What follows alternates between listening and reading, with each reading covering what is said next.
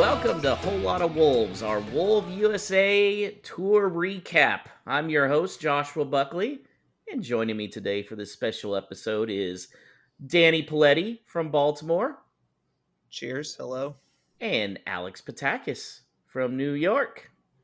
Hello. Nice to see you again after a quick break through a hurricane that we all had to fly through. Well, Danny, you got spared, but Yeah, it was quite funny. Paul LePage will be back next week as we get ready for the season premiere, season 5, guys, of Whole Lot of Wolves. But this one, we're going to talk about just the whole USA tour. Obviously, all three of us were in Baltimore and Annapolis, and then me and Alex made the trip down to Fort Lauderdale. And man, it was just a ton of fun.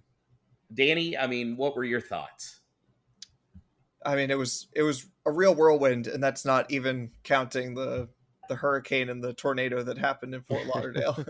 But yeah, I mean, as we remarked before, on the preview, it was like starting to realize that there are actually games happening around this, because we were just, had been spending so much time in the trenches, just, planning things, and also just like stressing about getting our travel in line and all that normal stuff. But yeah, once it started happening, I mean, it was like, I was only around for obviously the Annapolis one. I welcomed everyone here, but it was a bit like a roller coaster. I knew that like basically as soon as Monday started, Todd DeWitt and Michelle were staying at my place, so I picked them up, and then after that, it was just pretty much 3 straight days of wall to wall, just action. So, but yeah, it was great. I know there was a question heading in who would get the most drunk, and I think we can all agree it was our boy Alex. Really? Oh, in Annapolis? Yeah, probably. Has your liver recovered? To a degree. The thing is, you can't go like cold turkey off of a binge quite like that. So like I'm having a beer, maybe a second one later, to like kind of ease off the gas. I'm having the very last can that I have of the special beer that they labeled for us in Annapolis. Very nice. Yeah. It was wonderful. I think I'm recovered. I'm not gonna lie. Like the Sunday scaries compounded with like the actual hangover and alcohol withdrawal and sadness of such a fun time coming to an end, where it was a little rough on Monday, but overall, yeah, we're in good shape, and also just incredibly excited for this season. I'm not going to lie. There of course, was a moment where I was bored scrolling on my phone on LinkedIn Jobs looking for the equivalent of my role in England, because we're so spoiled to watch 2 games in person. I was like, people there get to do this all the time. This is so unfair. It's such a rush, but maybe it wouldn't be as big of a rush if it wasn't such a special occasion. So it was amazing. Like, it was so cool and a really, really rewarding experience. I feel like we were all kind of like, almost like compensated for the 4 now 5 seasons of doing this podcast by being able to kind of experience what it's really like to be there for this and around the club on a week-to-week basis. So you know what, I know you say like overseas they're spoiled because they get to see Wolves all the time, and that's totally true, but I really feel like I was sitting at the Black Flamingo Friday night in Fort Lauderdale, and I was just watching guys like Andrew Smith and a few others talking to Bully and just listening to all his stories. And I told Chris Fisher, do you know how much some Brits would pay to just have this experience with Steve Bull? And for us, it was just like he came walking into the Funky Buddha Brewery on Saturday, and we're like, oh, Bully's here. Just like very casual. Oh, Bully's here. I'm sure for the people who went to all 3 cities, like Todd DeWitt, at Bully's old hat, like he spent basically an entire week hanging out with Bully. I mean, there were a couple events in Jacksonville that he was at, and then of course he was at the Orioles game, and then he was at the brewery that we were at before the game. And then he was at the fan zone. It's just like he's all over the place. I will say it was really cool on Friday when he was leaving the brewery he stopped and tapped me on the shoulder because I was talking to somebody at the bar, and I turned around. He's like, "Bye, Josh," and he stuck out his hand to shake my hand, and I was like, "No, I'm a hugger," and I gave him a hug. But I thought that I, was really cool. Like, I have to say, maybe I might have been the most drunk, but if there were an MVP, okay, like, and not necessarily with just planning, but really going for it, you would win that award, Josh. Like there was no hesitation when you wanted something. You want a picture of Mario Lemina with a cowboy hat, you're getting the picture of Mario Lemina with a cowboy hat. You want to hug someone goodbye instead of just saying goodbye, you're gonna hug that person. So I gave I a lot love of that. hugs. I think people on Twitter now. I'm not a handshaker. I'm a hugger. I'm a hugger. There were a lot of hugs around, but yeah. So I'll just give the quick story for those of you that weren't in Fort Lauderdale at the meet and greet. So I'd already gotten Steve Bull to wear the cowboy hat in Annapolis, which was pretty cool. And Alex at that point was like, "Well, now you've done it. Now it's officially your brand." And we're at the meet and greet, and I was like, I wonder if I can get Mario to wear the hat. So we go up there, or I go up there. It's my turn, and they actually have video of it because the lady took video with my phone and got him to sign. And I said, Mario, will you wear the cowboy hat? Yeah, sure, absolutely. Puts it on, and he's like, "Do I look good in it?" I was like, "Yeah," and took the photo. When I put it on Instagram and tagged him, obviously you're just tagging him, just in the off chance that they'll see it. And then sitting there at the brewery that night and getting the text from Danny of the screenshot of Mario Lemina's Instagram. And I'm high fiving everybody in the bar. It was great. And I talked to Gemma Firth the next day. She said, even after the event, Mario was still talking about the cowboy hat. He thought it was great. And she said the fact that he reposted it on his Instagram. She goes, he never posts on his Instagram, so he did that right That's away. not true. Yeah, and then Wolves posted it, and then in one of their recaps of the kit unveiling, it was posted again. Like, I had no idea that thing was going to go that viral. That was nuts. Yeah, but it's all going to pay off in like 3 or 4 years, when he decides to hang up the big leagues and he makes a move to Houston, right? Oh yeah, absolutely. Well, and now everybody, we've been joking privately that, oh, I need to wear it to England and stuff. Now the actual staff at Wolves has told me you have to wear the cowboy hat. Gemma Firth, Russell Jones, Todd Newton, like even Bully was like, yeah, you need to wear it. Yeah. When Steve Bull says you have to wear the cowboy hat to Molineux, you have to wear it. And that way, if anybody gives you shit, which, like, let's be honest, someone's going to give you shit. Oh, it's going to be bad. Then you can just say, hey, Steve Bull told me I had to. So. Yeah, and I mean, I'm going to need Stu to protect me, I think, when I go into the pub wearing a cowboy hat, because people are going to be like, what in God's name is this? Yeah, I did not anticipate this turning into a thing, but here we are. There's no going back. You've come too far. There's absolutely no going back from that being your thing. We got to FaceTime with Stu. Even that was kind of crazy. Like, I don't know. For me, who's just like a Wolves nerd, like I was like, I saw him on Nate's phone, and I was like, oh my God, that's like the first Wolves podcast I ever listened to. Even that's amazing.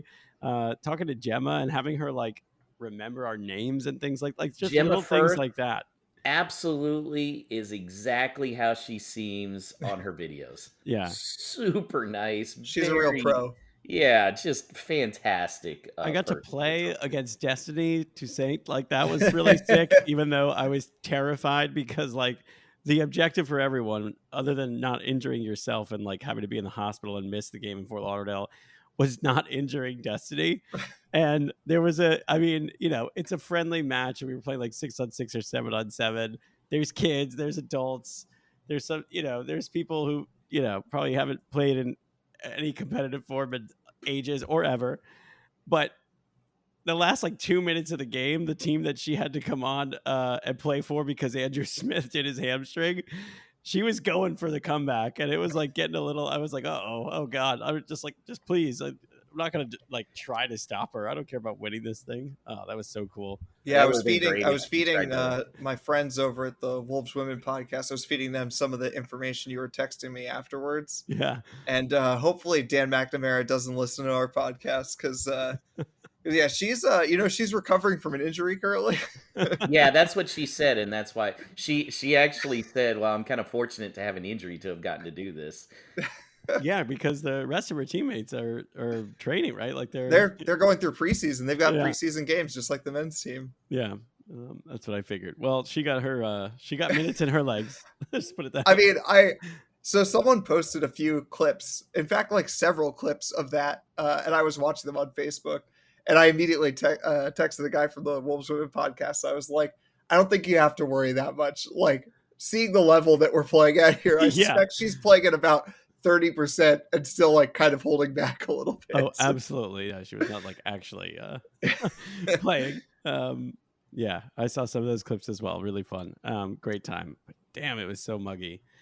I bet. Do any of you feel like well, I guess I don't know why I'm saying any of you because Danny, we missed you in Fort Lauderdale, but I feel like the rain added to it like made it almost more memorable in a way in Fort Lauderdale. And I'm sure people in Jacksonville would say something similar, although I don't think they got dumped on 3 times like we did during the actual match. Yeah, I mean, I'll that's the say difference. this: if Wolves had lost 3-1 like they did in Annapolis in that Fort Lauderdale game, the rain would not have made it memorable. It was the True. fact that we were kicking Red Bull Leipzig's ass Yeah. at that point. Yeah, and then I think one of the first videos from the official Wolves account that came out after the game was like a bunch of shirtless kids getting rowdy. I don't know if you know this, Josh, but so I was sitting like where you were sitting, but that was kind of on the other side of that stand, and I ran over there towards the end of the game because I was like, I want to be a part of that. That seems really, really fun, and jumping around like all those guys, just soaking wet. I fell so bad. Like I just slipped straight backwards on like my left hip. And my God. I am still it's severely bruised and I'm like literally walking with a limp. I was like, I made it through supporters matches. I made it through all these things. I avoided any type of hangovers that prevented me from showing up to anything. And at in the 88th minute of the final game of the tour, I took such a fall, dude. I don't know. My wife keeps telling me to go to the doctor. I'm like, I don't think I need to go to the doctor, but That it explains it why I was couldn't rough. find you to say goodbye after the game. Oh, I was slowly limping to the car. I was just like, get me home. By the way, funny thing, Danny, we're at the brewery on that Friday night, and Andrew Smith comes over, and he's like, "Oh, hey, did you meet Alex's wife? Is over there?" And I was like, "What?" And so I had to walk over to introduce myself because someone was not introducing his wife to everybody. Yeah, I did a bad job, and I got some heat for that. Wow. But she did eventually get to meet the regulars, who I at least know to some degree, and that was nice. But it was also, it was interesting because I was kind of like trapped in a corner because I had some friends. I grew up down in Fort Lauderdale, so I had friends. I met one of my friends' babies, and I told them all. They're like, "Oh, where are you going to be?" I'm like, "Okay, I'm going to be at this place. You can come, but like, know when you walk in, it's going to be full of fans of this club that I support. Some of them from England, some like it's going to be rowdy. There's going to be singing. There's going to be all these things." And my kid shows up with his baby. I was like, okay. And then he's like, "I think we're going to go. It's a little loud." I'm like, "Well, yeah, of course it is. What'd you think?" But that was a great night though. That was super. And fun. that was even before Joe Delusky and Andrew Smith started singing "Hi Ho Wolverhampton." Yeah, that was really cool. There was kind of like, was it like open mic or something? Or No, they just asked the guy who was performing if they could go up there. Wow. That was so good. It was great. Danny, what are some of us on the chat were going through our 3 favorite things? Obviously, my number 1 was Lamina wearing the cowboy hat. I said my second one was just looking up from the front row in Annapolis and seeing 4,200 Wolves fans in attendance. Like, that was just awesome. And then I got to meet a whole bunch of fans of the podcast, some people who we've interacted with on Twitter, some never interacted with at all. And they were, there were people coming up like, "I recognize your voice" and stuff. So that was really cool, like getting to hear from our fans that knows, hey, we're not just recording this just for shits and giggles. Like, there's actually people that listen to it. What were your top three? Top three, I think first, like, just, I mean, like, going to the Orioles game was kind of like a funny little small outing. You know, I think it could have been potentially a bigger thing if tickets had been on sale for a little longer through Wolves, but it was really fun and also very like surreal. I mean, like, I went to Orioles games growing up. That was super fun, and then obviously we got to take a nice little picture with the three boys that were down in the common seats. Um, that was amazing. And then, yeah, similar to one of yours, sitting where I was. So I got like a row of tickets in the upper level. My dad's birthday was the day before. And so I like got tickets for my parents and my sister and her husband and like some friends. And so we're all up there. And I took a picture, I think it was right near the end. So it was probably like right after the final whistle. And people are starting to press up where you guys were in the front row. And there's all these Wolves fans, obviously, as we've said online and whatever. I think it was probably about 2-1 Wolves to Crystal Palace No, it fans. was 4-1. It was 4-1. Yeah, I'm sure it felt that way down where you were. 4-1. But I was looking at that picture afterwards and just seeing all the number 11s. It's just like a row of ones. So, like, Yeah. more than half of the jerseys were Hwang jerseys, easily. That was wild. And then, yeah, just getting to meet everyone at the pregame event was really special. I mean, like, you know, just having a place that was packed full of Wolves fans. I kind of knew that was going to be the case because we had sort of surveys going out and we had ideas of numbers, but you know, it really exceeded expectations. It was so fun, and it was exactly what you want out of that kind of thing. Pregame boozer, everyone's having a great time, having beers, meeting new friends, all that stuff. So somebody came down early in the first half and was asking where you were at. So then we start yelling up there, Danny, Yeah. give us a wave. And then when we saw you, we all started chanting, Danny's in the nosebleeds. And I heard none of it. Oh, you didn't? We were wondering. No. There That might have was been one still time better when you were than the doing it that I guy- was in the bathroom, but there was definitely a time you were doing it and I didn't hear it. There was also a guy, a bigger guy with a big white beard, and we started saying Santa is a Wolves fan, Yeah. and he was just like he's sitting there, and then he kind of looks at us, and then he like looks to his right, and he's like, "Oh shit, they're talking about me," and he gave us a wave, and we're like, "Ah." Alex, what were your top three? Yeah. Similar to Danny's experience with all the Hwang fans, I was trying to explain this to a few of my friends when we went down to Fort Lauderdale. It was an experience in Annapolis. So after the game, you know, in the parking lot, there was a lot of people waiting near the area of the buses going to leave, and they were still really far. Like, it wasn't a situation where it would be very natural for players to come over and sign anything, but a large majority of the people waiting over there were Korean families. And we were waiting and waiting and waiting, and then I think a lot of us who were staying in Baltimore wanted to go. So Ryan Gray was going to leave, and I was like, "Can I hitch a ride with you?" Because I wanted to get out of there. I was exhausted. I was driving back to New York very early, and then you guys went to get an Uber. I ditched your Uber because I thought Ryan was going to leave before you, but actually Ryan ended up staying because Hwang came out, and then him and his boy Cal went back over there. And I'm really glad that I ended up being there for that, because I was just standing kind of like on the outskirts and watching the children meet Hwang and get autographs from him, and even some of the adults. Their reactions is one of my like highlights of the trip, because it's like it's what I would imagine like a 12-year-old girl would react like if she met like Taylor Swift. Like, literal gasps. Or me. One kid just like started sprinting like away, I guess, towards the car, being like, I got it, I got it, I got it. Like, literal jumping for joy. And it was like a really cool reminder of you know, the excitement and just overall like joy that this game and some of these players bring to people's lives. And from what I understand, Hwang is like always that guy.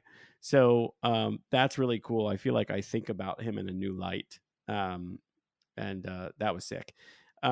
Two, I would definitely, you know, I hate to keep being so similar, but the fact that, and we missed you, Danny, but like most everyone else that I knew that attended the Annapolis game was within like a few rows, made the whether like we were actually really loud and whether it actually was a big crowd doesn't matter, like, because it being in it really felt like it was as close as I'll get, bar traveling back to England, to an atmosphere at Molyneux. Like, it was so fun. Like, we could just start whatever chant we wanted. It would kind of catch on with a number of us. We were super close to the players, and now I kind of understand, like, when fans talk afterwards about players not acknowledging them or acknowledging them, like when you can see them looking directly over at your section, and whether it's a clap or just a nod or even just kind of like a giggle, like they hear you and that stuff means something to them. So that was like my other major memory, and I think that support really followed Mario Lamina everywhere, um, 100%. which was really cool because I feel like as the new captain, like he constantly noticed and acknowledged that. And then I won't say just like meeting everyone because that was a highlight, but I think that like kind of goes without saying, like, hello, you two are real. Nice to meet you. Paul, I think real. We'll see. Um, but I would just say the um the experience of uh the pregame in Annapolis being at such a small place also made it feel really cool because it felt like we were just like in, a sea. I was like overwhelmed in a good way, like overstimulated when the Well, club. after 30 minutes, they said that if you weren't sitting at a table, you had to go outside because there were so many people in there. And then we were outside, and outside was like overflowing into the sidewalk. And then the club staff actually came, and when they got everyone together to get a photo, and like I was standing on a table, ducking underneath the overhang of like the awning of the building because it was so packed. And I was like, wow, that was like one of the other moments where you can really grasp how many people really showed up for this. And to be able to be there, you know, loading up on beers like 5 hours before the game, I was like, oh, this is what's probably going on early on a Saturday in Wolverhampton. And again, it's all about replicating that experience. Um, and that was really, really special. That was just super, super fun. Yeah, I think Um, the Annapolis one definitely replicated Wolverhampton the most.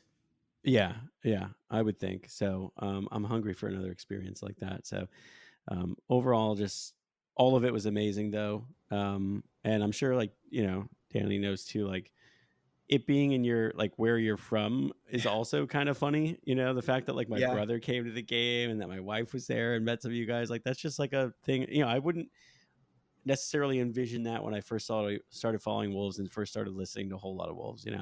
Yeah. I mean, that's something that like we don't really have time to go into the whole like what did we learn from this in terms of putting it on again next year. But like something I'll say is that something I think that I got from this in some ways is that like I hope that if and when they come back that they look at like not necessarily like smaller cities. Annapolis is like quite small, but like not necessarily the massive cities because those are gonna be kind of expensive for people to get in and out of. But like something like Buffalo or something like Annapolis has got like a real small town vibe.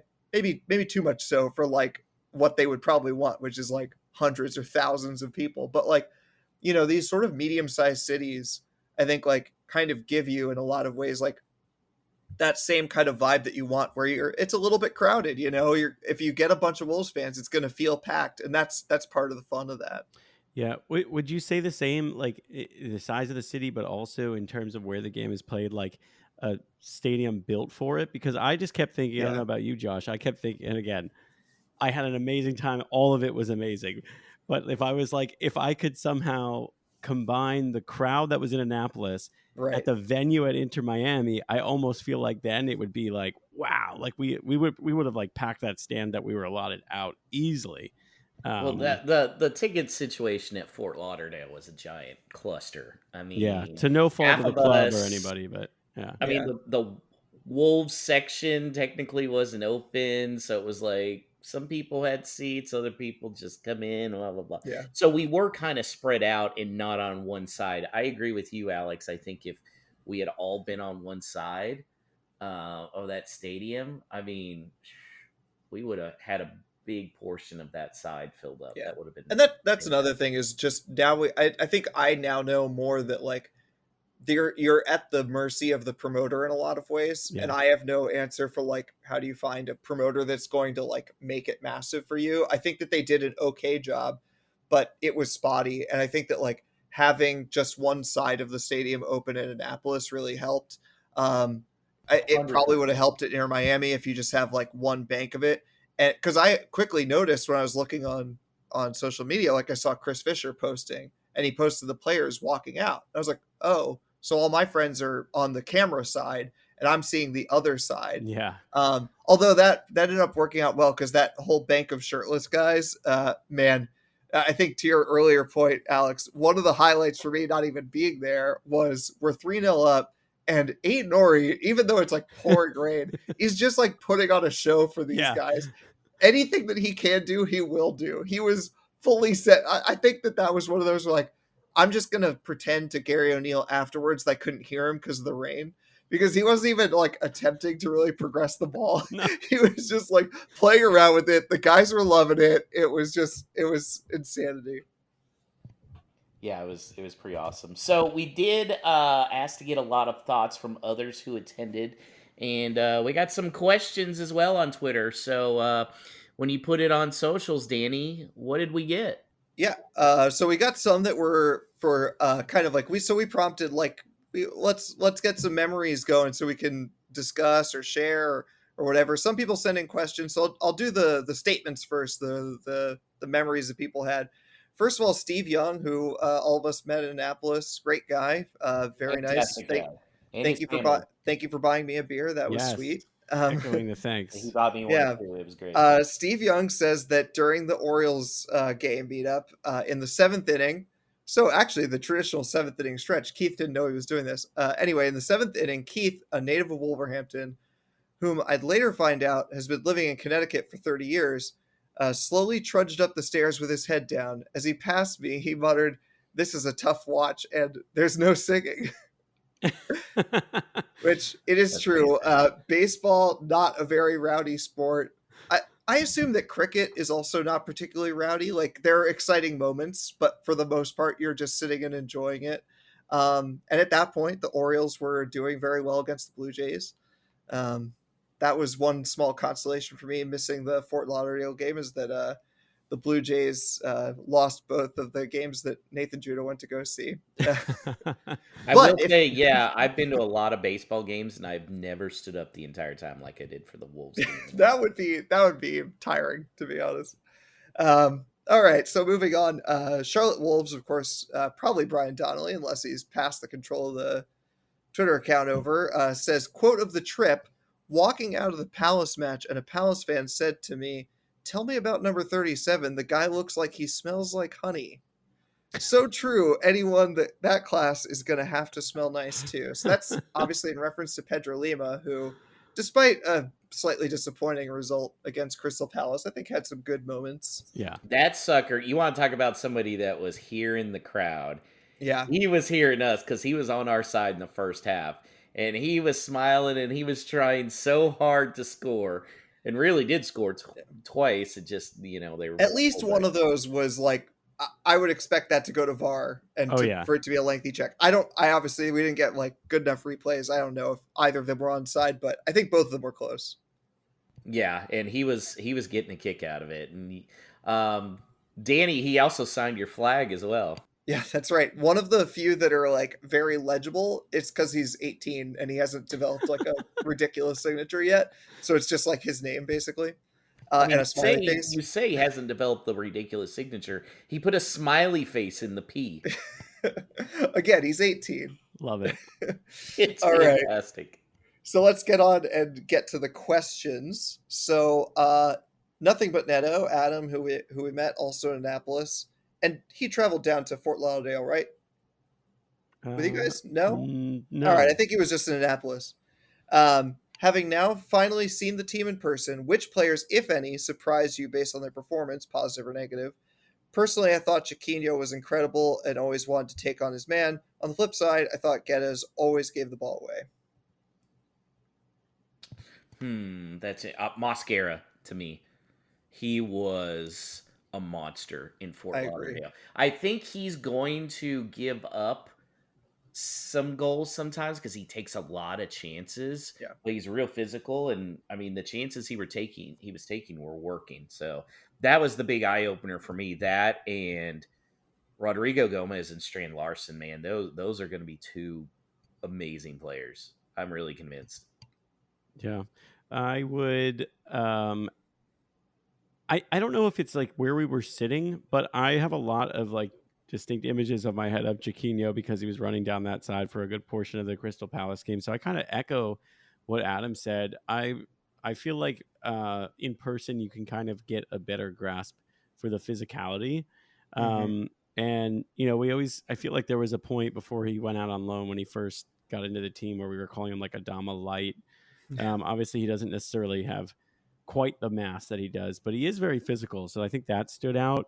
Um, I don't want to like cite any negatives, and it's not necessarily like a shock, but there was a period towards the end of last year that I feel like we were talking about Dan Bentley in a way that like maybe he can get a game here and there, but that's also because there's so many Jose Sa doubters who are just wrong for being a Jose Sa doubter. Um, but if there's like There if are no there's Jose Saw doubters, I think, after these 3 games. Yeah. yeah, but if there is a guy who had like a rough go of it in the States, that might be the guy um, for Wolves. So we'll see what happens and if he's still with us.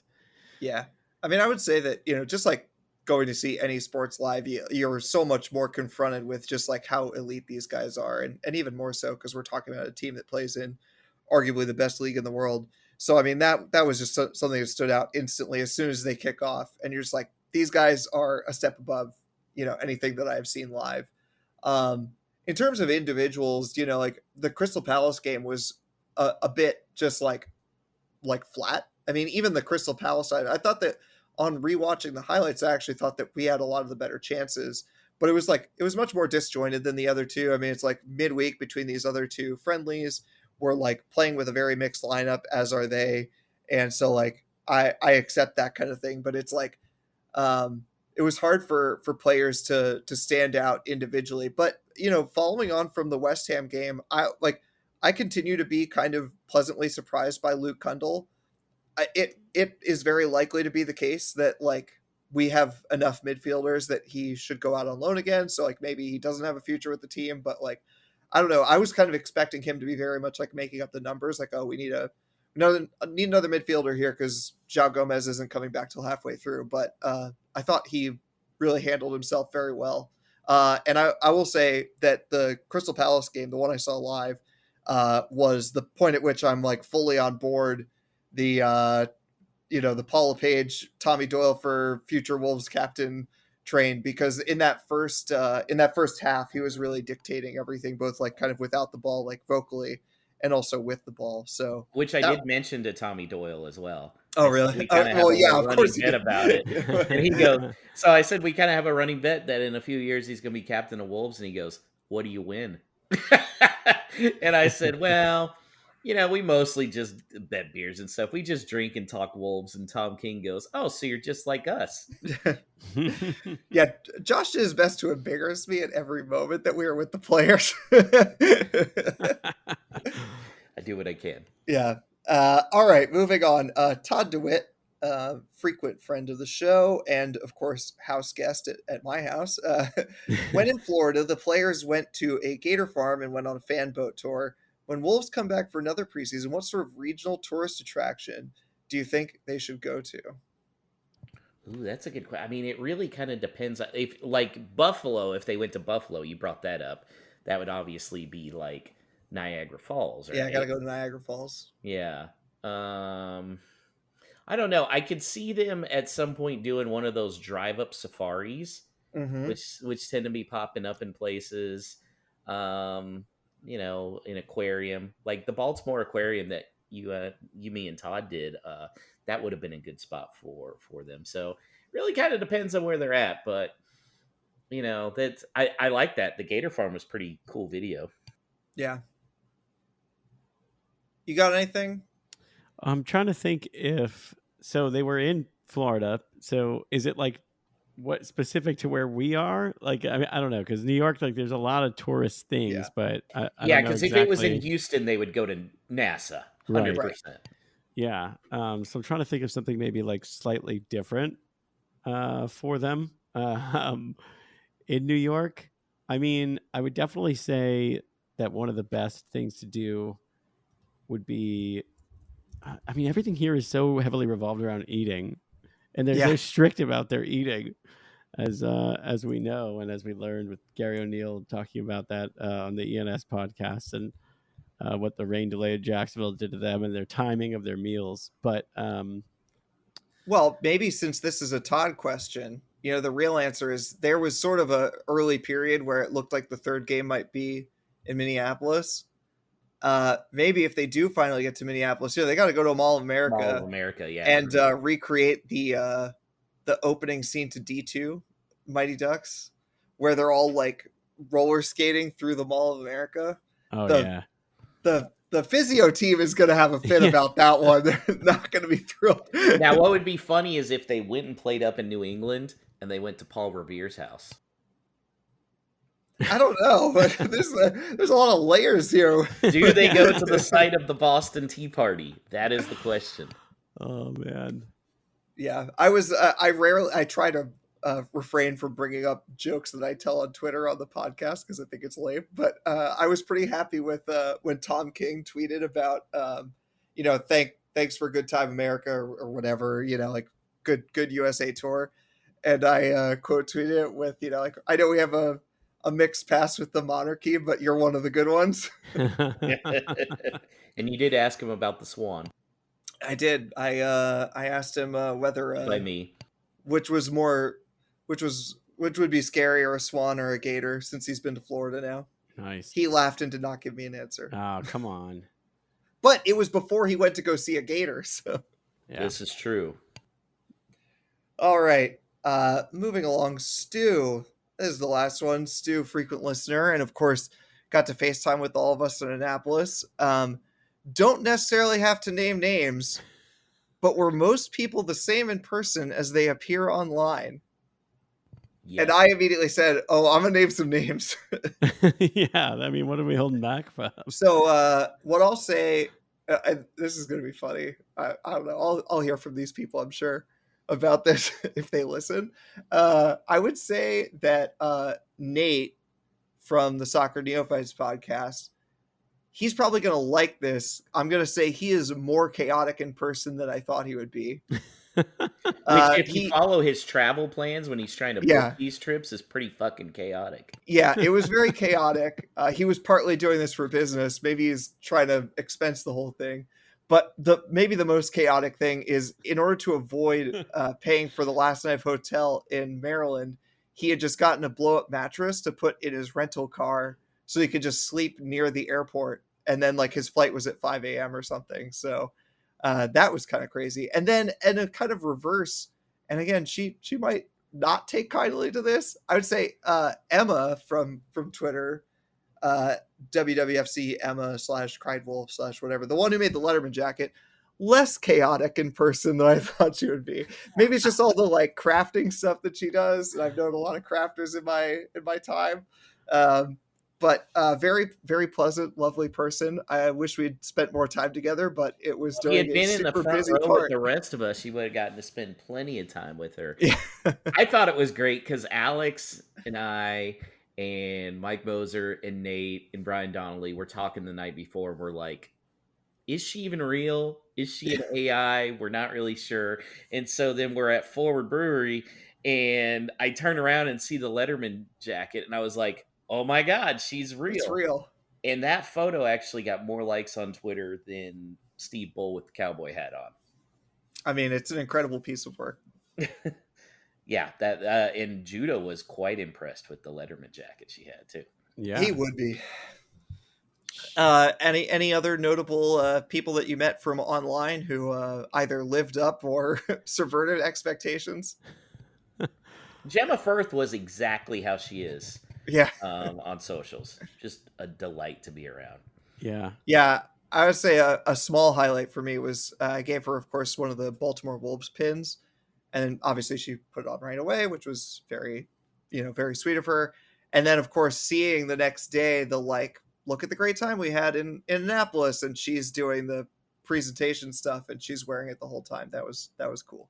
That's cool. Alex did tell me when he saw me, he goes, you're a lot taller than I thought, so that must mean Paul LePage is a giant. I said, yeah. I can confirm. That's true. That's exactly what it is. That is true. That is one of, I think, the more shocking things that of just like when you see people online and then meet them in person. Yeah. Not that I thought you were short, but like, again, like my reference point is Paul, who I know is tall, but I think it's still like hard to grasp the difference between a tall person who might be like 6'4", 6'5", and what is tall, like 6'7", 6'8". Like that's a gap. Like that's the difference between a power forward and like a shooting guard, So it's like, that's a big gap. It's also like, a little peek behind the curtains. Josh is always sitting at his desk when we record, whereas Paul is like standing. And so it makes him seem taller, even just on the screens. Oh, is he standing when we recorded? I think so. I think he's got like a standing desk or something. Oh, probably. Yeah. Yeah. But when I picked him up in the airport at Nashville, I was like stunned. I was like, wow, this guy's huge. Yeah. And I will say, I feel like that was the only thing missing from these trips was Paul and Chris Wood.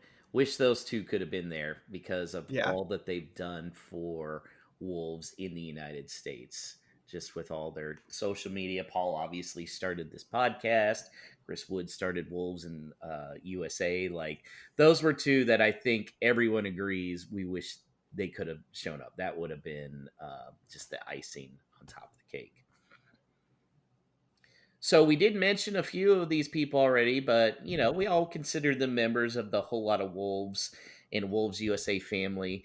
And in fact, this idea was inspired by one of them. Our good friend Brian Donnelly from Charlotte Wolves led the charge with the idea for the extended Whole Lot of Wolves family to share their memories in a lovingly recap montage. Alex, let's cue it up. Let's take a listen to what Brian and others had to say about their tour.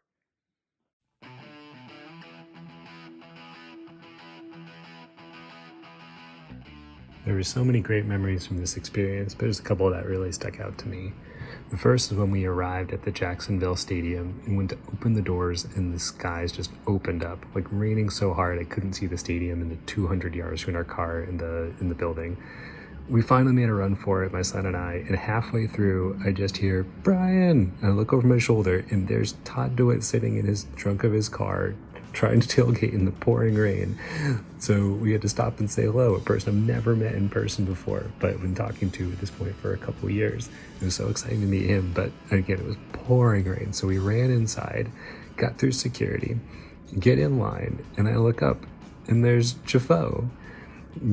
Got to say hi to him, we meet him, which was awesome. We make our way into the stadium, and we just kept meeting people after people who I've never met in person, but have had this great relationship, and you feel like you've known them for ages.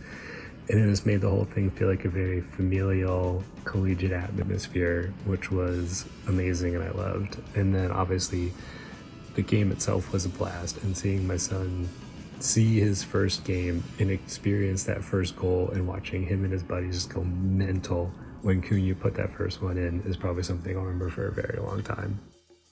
Hey, this is Todd from Minnesota Wolves. One of my favorite memories about this trip was at the match in Annapolis. Looking down the row and seeing familiar faces from Minnesota, Nick, Izzy, Ray, Shalia, and my wife, Michelle. And instead of being sat at a bar watching our favorite team on a TV, there they were right in front of us. The sights, the sounds, looking around and seeing people excited about the match was incredible. And I'll never forget that moment. Hello, Ryan Gray here from Rhode Island. What an unbelievable week following the Wolves round and meeting all the fans from all over the country. Me and my son Callum had an unbelievable time. Best week of our lives, just following around the Wolves, and just wanted to say thank you to everybody that was so good with him all week, and what a fantastic week for the Wolves, and let's hope it continues into this season. Up the Wolves. Hello, everyone. This is Joe from Michigan Wolves. It was great to see everybody and reunite while the Wolves were on tour in the U.S. I think my favorite moment was when I was in the front row in Annapolis looking back at the sea of old gold and black. Hey, Wolves fans. This is Nate Hughes of the Soccer Neophytes podcast, which ironically is very related to my favorite moments from Annapolis, because that is how I found myself introducing myself over the course of the time there, and became quite a running joke with everybody that we needed to really know each other's Twitter handles in order to introduce ourselves properly. But favorite moment was getting to meet all of y'all. Obviously being Wolves supporters for many years and being internet friends through Twitter with so many of you has been great. But then to meet everyone in person, to have so many people in one place, was just really beautiful and really fun. So much kindness, so much joy, so much love from everyone. It was really heartwarming, honestly. So that was my favorite moment from Annapolis. So this is Andrew from Atlanta Wolves. The highlight of my trip, having the Wolves players in a meet and greet where we were able to ask questions, but it was a very intimate setting and you felt even more closer to the club than ever. I think the second highlight was that me wearing a Viking helmet for Larson, our new on loan striker number 9, and for someone specifically telling me that this person's girlfriend or wife over here is from Norway. So I got excited, but realized after asking her some questions that she was really from Austria. That's a big difference. Hey guys, this is Adam / Nothing But Neto checking in after the Wolves and the U.S. tour. For me, my highlights are twofold. First, being able to see the new signings and returning loanees shine in the friendly was great. I thought they each played really well and showed the skill and acumen of the scouting department. Hashtag trust in Hobbs. Secondly, and more importantly, my highlight was finally being able to meet and interact with other Wolves fans. While we may be tiny in numbers compared to other clubs, we are extremely passionate, educated, and personable fan base. Every other fan I interacted with was kind, down to earth, and welcoming. It really did feel like a wolf pack. Hi, I'm Michael from Houston. And my favorite memory from the Wolves U.S. tour, besides meeting all the players that we got to see and actually seeing the Wolves play, would probably be seeing the crowds of people that came to support this little club.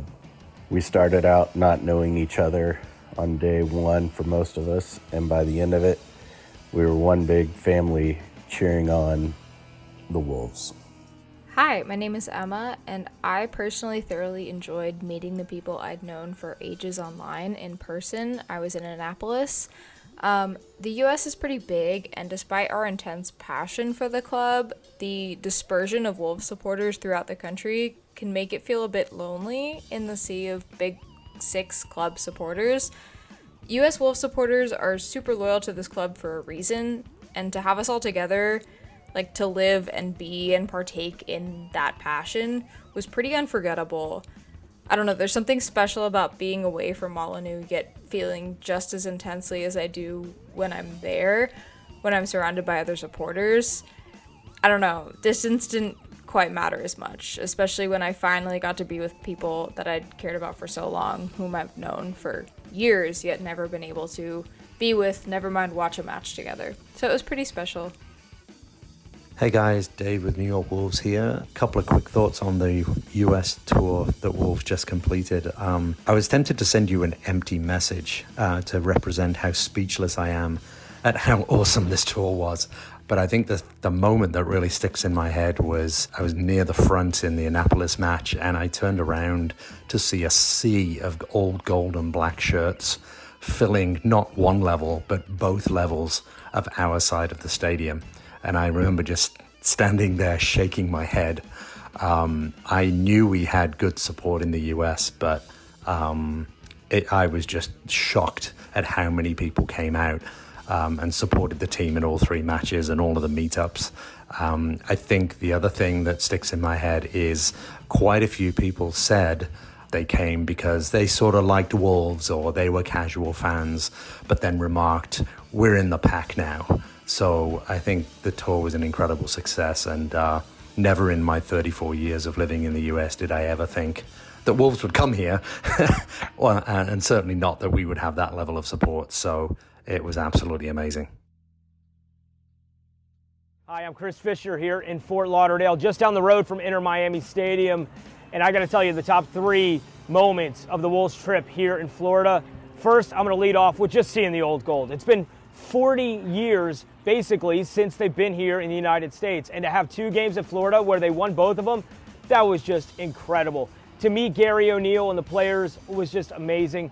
Number 2 would have to be the opportunity to do kick around with Steve Bull, to get to know him on a first name basis, for him to meet my 3-month-old son, and then at the same time to basically escort him and drive him around Jacksonville because we got lost, and he ran the GPS for me because I kept getting lost. But overall, I got to say the best memory I have is people we only talk to on social media and rooting for Wolves week in, week out.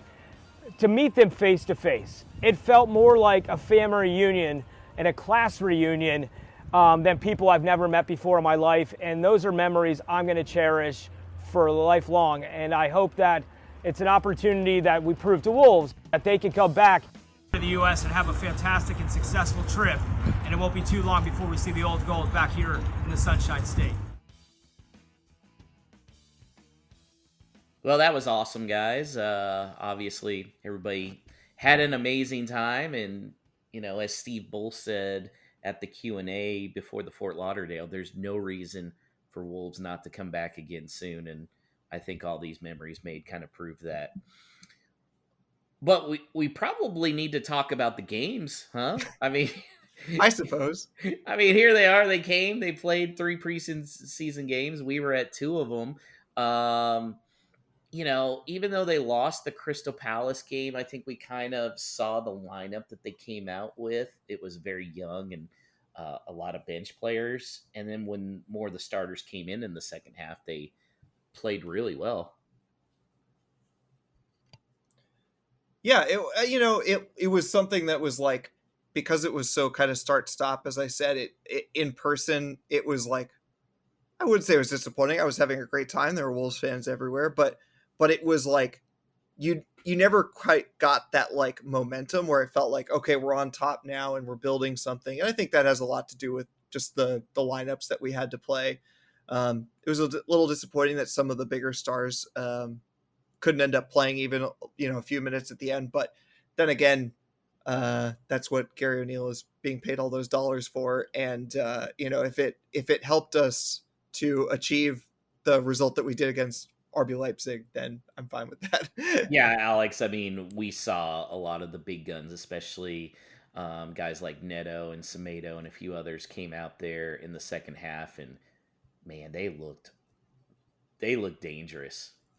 Yeah, they definitely did. I mean, I think I just, like so many of us, probably came away from the tour in general, the 3 matches, 2 of them live, too optimistic about the season. Probably.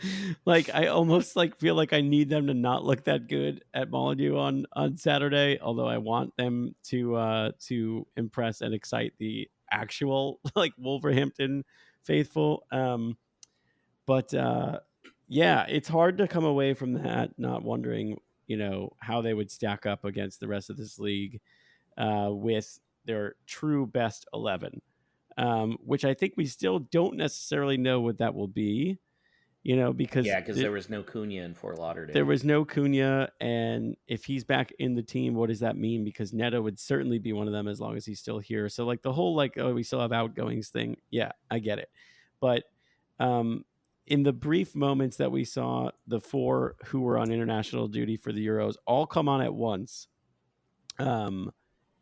it definitely took them to a whole different level. I mean, João Gomez's role in the the last goal that's like been the clip of the tour, basically, that people all over now are using as a way to kind of be like, hey, what's Gary O'Neill been doing with the Wolves all summer? It's like, this looks like, like peak Barcelona.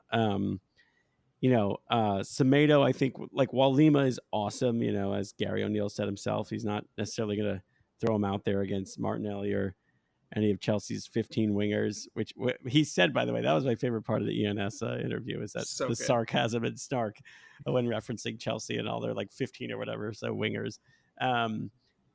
Yeah, I mean, like, we kind of forget that, this team has, like, its starting 11 even last season was so good. It was just the injuries that did them in. So then if you supplement that with the team that we saw for the most parts of the tour, which was still very good, playing against other teams who are playing their starters that did not participate in major tournaments over the summer, how could you not be pumped? But I'm just, I'm super vulnerable to this. Like, I am someone who can get my hopes super high and then be hurt. Like, the whole, like,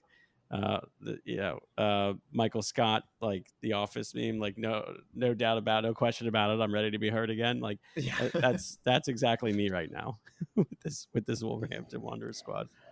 Definitely. So my biggest takeaway from the game action, I know the Express and Star guys were saying, well, Strand Larson hasn't scored yet and probably needs to give him that extra confidence. He has so much Raul in him. Yeah. And even though he hasn't scored yet, he had the one bounce off the post in Fort Lauderdale.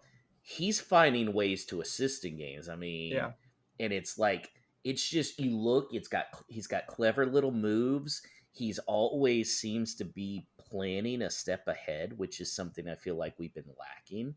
Yeah. And super physical. Like, I've been blown away so far with that kid for a young age, what he's going to do. I think he's going to be at least 15 goals plus assists, maybe pushing 20. Wow. Yeah. I agree. I feel like similarly confident, and I know that, like, it is the hope that kills you, but it's he, like you said, he does have a lot of that kind of complete striker thing about him, where he's just like, he's popping up in so many good areas, and that's also another cliche, but it's just like, it not a lot of it is kind of like wasteful. Like, when we saw like Cunha come in and we had to sort of play him as striker, we knew that, like, this is not really what he should be doing. Like, he's coming so deep. And we see how, like, that's part of his game, and that's why he's such a good player, but it's just that he's not a striker.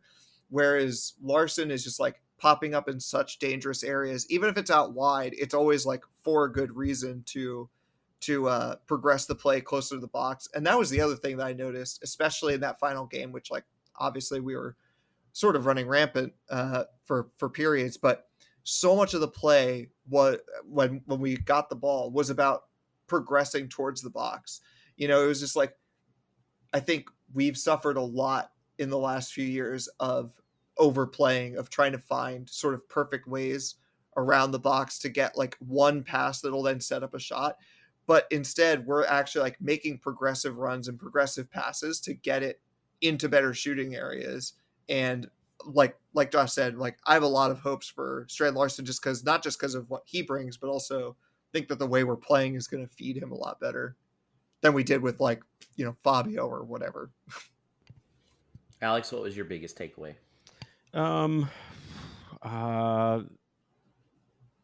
I would say that Lima is like more ready for first team football than I would have guessed. He's going to be a freaking superstar. It's like crazy. That was a bigger coup than we made it out to be, perhaps. That I understand why a big club, a wealthy club like Chelsea would be in for a kid coming from a league that certainly is not one we think of as, necessarily like the most natural transition to the Premier League for a teenager. I would think that would be it. Like, I don't know. Like, is he the first name, like, off the bench if there's anything happens with Semedo? Because, like, all of a sudden, Doherty is like, I don't see a situation where he makes the bench all the time. Well, I it guess his depends on if versatility. Bueno Yeah, stays like or goes on loan. I think if Hugo Bueno goes on loan, then Doc will be on the bench as the left back cover. yeah, I think yeah, we you're also, right. I think also we still have a ton of unanswered questions. Funny, like this little segment we're doing where we're talking about like things that we noticed. I still think there's some unanswered questions about the way that we set up when everyone's there. yeah, Because if we're playing with this sort of like two center backs, but it's going to shift between a two, like a 3 and a 4 back line, that means that like one of those left or right backs is going to be someone more like Doherty who can kind of play both. So like he might have a role to play even if we're only playing 4 at the back and Pedro Lima's getting minutes. I don't know what that looks like yet. I think like that's kind of like one of the last unanswered questions is like, how do we fully set up when everyone's there and we kind of like are playing like I guess like an average team. Like, we're not like trying to dominate, nor are we trying to, hunker in. And it's going to take a while for us to see that because we have so many tough games to start the season. yeah. Like, I mean, have you seen enough to feel confident that if they line up against Arsenal in a back 4, like I understand it's not necessarily a true 4 all the time, that all of this wouldn't come crashing down, and then the next week we're back to our old ways against Chelsea because we've surrendered 4 goals. Like, I'll say yes, I would feel confident, but that's with the caveat that like I think that we very well could still see a lineup where like Toti is playing left back. right, Where like it's gonna look like a 3 at the back most of the time, but like because we're going to be defending so much, but then when we get forward, like he's going to be sort of supplementing some of that stuff. So I think yes, because we might still have 3 what we would call center backs on the field. So I don't know. It's all this is going to be the theme for this whole season. I predict is us discussing the different the vicissitudes of the differences between what is a back 5 versus a back 4. Yeah, definitely. And Gary O'Neill would say it's the same thing. Yeah, and that's why, like, I think if there is another signing left in this window, and I think we all would agree center back might be the place to have it, it can be a starting caliber player because, I could see a Yersin new center back, Toti kind of like, and then I guess Semedo back 4, hybrid back 3, like, and then the first game that I watched on TV, like there was the whole thing was like how tucked in the left back was. I think it was Hugo Bueno, right? And that gave license to Doherty to play on the front foot, and then Lima certainly did that in Annapolis. I mean, like he was basically playing as like a winger, and I think towards the end of last season we saw Nelson Semedo start to get in some of those areas. So while we always think of Ryan Aït-Nouri as like our most attacking minded fullback, which I guess he is, or wingback as of last season, I feel like we're going to see a lot more of that on the right side of the pitch too. So, I don't know. I mean, we're going to be fun. You realize, guys, we're going to potentially have 3 people from Brazil's World Cup team in 2 years on our roster? Like, that's a legitimate thing. I mean, that's ridiculous.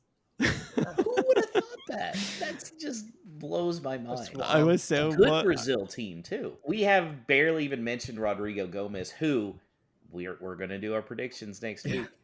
Might lead Wolves in scoring this year. Ooh, that's a big one. I don't know if I'm ready to go there, but he was super impressive. Man, I mean, 3 goals and 3. It's again like they're very different players in many ways, but I just like get Pedro Neto vibes from him. They play in very different ways, but at the same time, the way that they came out of like where they were before, the team that they were at before, and being not like fully unknown, but like not like, big media stars or anything. And then just like to seem so like capable, but also like raw, like there's a high ceiling here. Like this kid is already showing so much like spark and creativity. And I think that he has even further to go where like once he like gets pressing in the way that Gary O'Neill wants, and once he's like ready for those where like we've run back the ball. Like sometimes it's not going to be him that wins it back. Sometimes it's going to be Strand Larson who wins it back, and he's going to feed it through to him. That first shot that he took, that was the like one where Geddes was stumbling in the box, and he just like rifled into the roof of the net.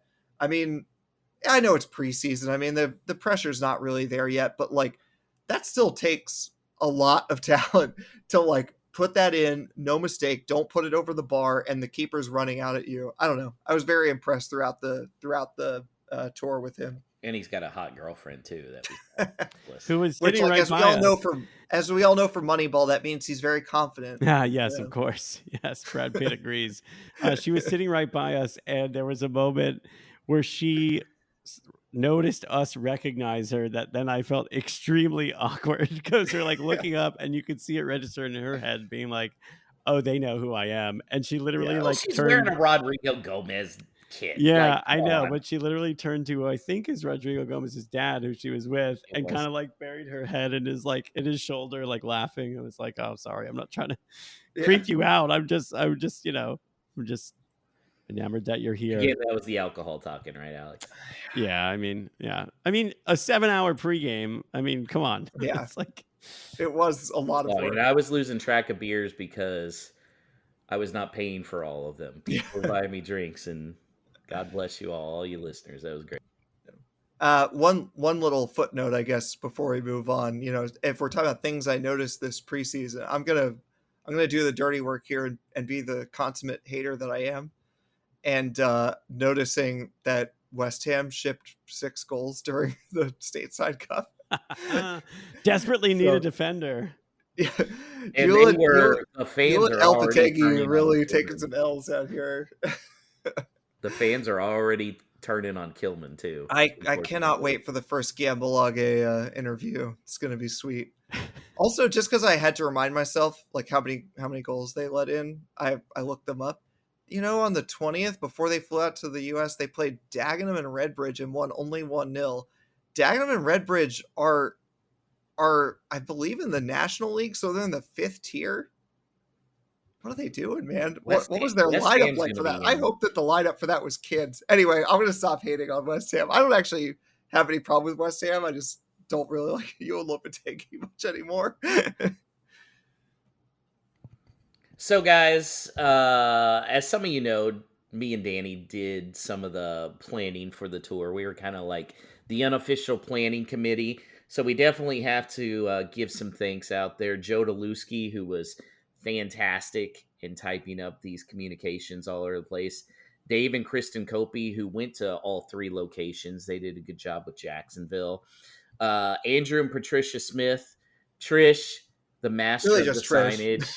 just fantastic. In fact, she got a text from Robert Plant wanting the Whole Lot of Wolves sign, which amazing. That's probably her highlight of the trip. Tim Clapback, who's I'll speak to him. So he's a guy who I know from around here. He reached out to me back when he was still on Twitter. He's one of the smart ones that got off. And so we met up to watch some Wolves games, but he gave me his number when he decided to get off social media. And I'm glad that he did, because I remembered that he worked in the beer industry. So when we started to plan this stuff, I immediately texted him and said, hey, what do you know? And so like really a lot of the stuff that we set up, especially in Annapolis, was really through him. So the thing on Monday night at Federal House, but especially the thing at Forward Brewing Company, was really amazing. That pretty much he set up, and he really like something that he said like really kind of embodies, I think, what the whole group thought, was just that like, you know, we want to make this the best experience we can for the traveling fans, because like we kind of know like partly what they expect, but also like we know what it's like to sort of be on that side. So like he was just like really excited to get something happening that was going to like kind of fulfill those dreams that we had, which did end up being fulfilled, where we're getting to be in this great outdoor space, this great outdoor brewery, with so many Wolves fans. And so like, if you saw on social media, Forward Brewing Company did a special label for one of their beers. I just had the last of my allotment tonight, with a Wolves label on it, which was great. The people there were super awesome. That's Forward Brewing Company in Annapolis. If you're ever there, they're great. And I guess since I've already started, I'll say Chris Fisher, who's obviously a frequent guest. Once we found out that we were doing Fort Lauderdale, and that was like Man, very we much just like took off with that. I mean, that was kind of last minute too, because they added that like several weeks later, wasn't it? Like over a month later. Yeah. And keep in mind, he has a newborn. Yeah. And his kid has just been born. So, yeah, I mean, like basically everything that happened in Fort Lauderdale was through him in one way or another, except for, of course, the kit launch, which was through Wolves and JD Sports. But all the social stuff, you know, like he put so much work into that. And again, kind of like, you know, Tim's point, you know, I just think that, you know, he just wanted to make it the best possible event for all the traveling Wolves fans, the way that he would want to feel, you know, if he were traveling to someone else's city. Yeah, and then of course we have to thank Todd Newton and Russell Jones from the Whole Lot of Wolves marketing department. Todd was over here a couple times. We first got to meet him in Nashville, and that's how we really were hooked up with him to help him finding these locations. But he was over in the States a couple of times doing stuff. And Russell Jones, who was the man who gave the okay to come out here, and I got a chance to talk with him a couple times, and let me tell you what, they were impressed. They were really impressed, especially the Annapolis crowd was impressed. And I kind of discussed with him some things to maybe consider in the future, teams to play, places to go, how soon you announce stuff. But I think this definitely surpassed their expectations, especially Annapolis ticket-wise. I think they were a little disappointed with Fort Lauderdale ticket-wise, but overall, the events and the amount of support that was there. In fact, they're pulling up Friday night to the Black Flamingo Brewery, and Bully's in the car with him. And they're only thinking like maybe 10 people are going to be there. And they pull up and Steve Bull goes, wow, it is a sea of gold in that place. Yeah. Like pulling out. I really think they didn't really know how many Wolves fans there actually are in the U.S. And I think Russell and Todd are going to make it. May not be next year. You know, we don't know, but they're going to come back again, and it's not going to be it's not going to be another 43 years. Yeah, no. They're going to be back a lot sooner. It's just a matter of, you know, like you said, finding the right promoter, you know, doing some different cities. I don't think they'll do Florida again after the weather. But just they really enjoyed it. And that's a credit to all of you Wolves fans who are listening, who were there. You guys were part of it, and that's a reason why Wolves are going to come back. All right, I'm officially out of whiskey. Alex, take us home. That'll do it for our recap of the U.S. tour. The tour is over. Everybody made it home, the club included. So rest up. We've got one more friendly on Saturday, and we get to see them play at Molineux before they head to the Emirates. So I believe the next time that this show hits your feed after this will be a preview of Arsenal and officially season 5 of Whole Lot of Wolves, which is crazy. Just like Mario Lemina, baby. Just like Mario Lemina and his cowboy hat, which is a credit to Paul. And again, it was a pretty 6'8" sized hole at all of these events that couldn't be filled. But we're excited to get Paul back into everybody's listening feeds as we inch closer to this season. So thank you everyone for contributing. It was amazing meeting so many of you. The season's upon us. So up the Wolves. Up the Wolves. Up the mighty Wolves. Y'all. And mean it.